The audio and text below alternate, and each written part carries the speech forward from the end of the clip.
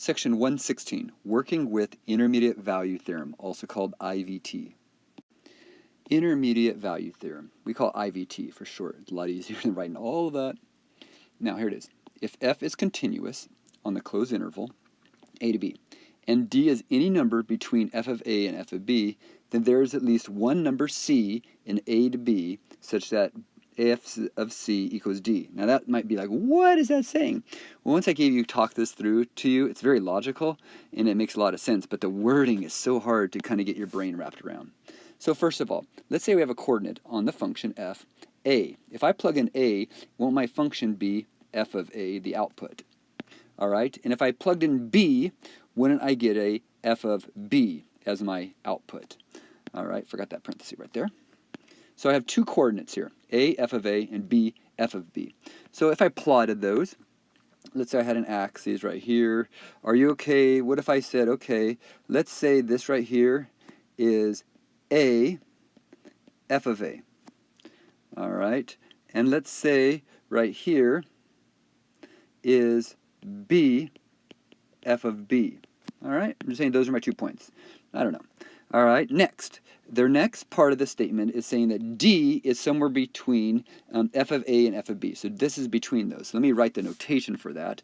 It's saying that d is somewhere between f of b and f of a.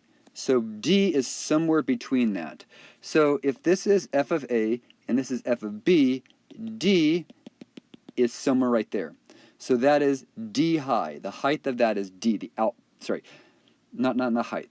That there, the height of it's d, the output. See, d is equal to the output of it. F of c equals d.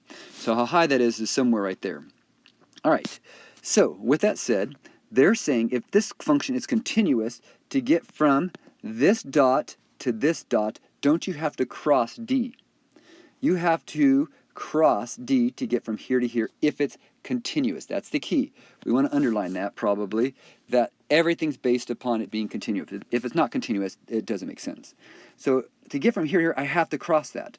So that's all it's saying, which is complete common sense. And we call the point at which it would cross, for instance, it could cross more than once, but let's just say it goes like this, la la la la la, like this, and then it goes up like that. So this point right here, where it crosses, all right, is going to be C, D, okay? Because C is what you're plugging in, the value of C, all right, some value of C, where is it, X value, such that your output is D, because isn't D F of C?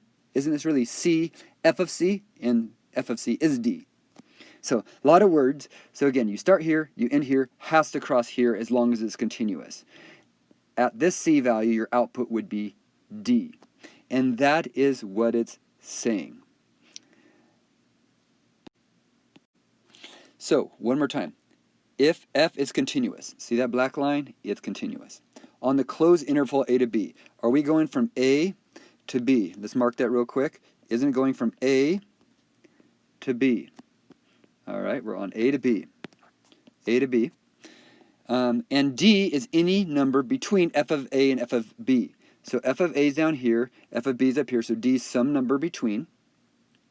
Then there is at least one number c on a to b. So on a to b there is some c such that f of c equals d, or the input at c equals this line you crossed. Straight common sense if you can follow what I am doing here. Now, at least one number. Could this graph go like this to there? Yeah, but it has to at least do once.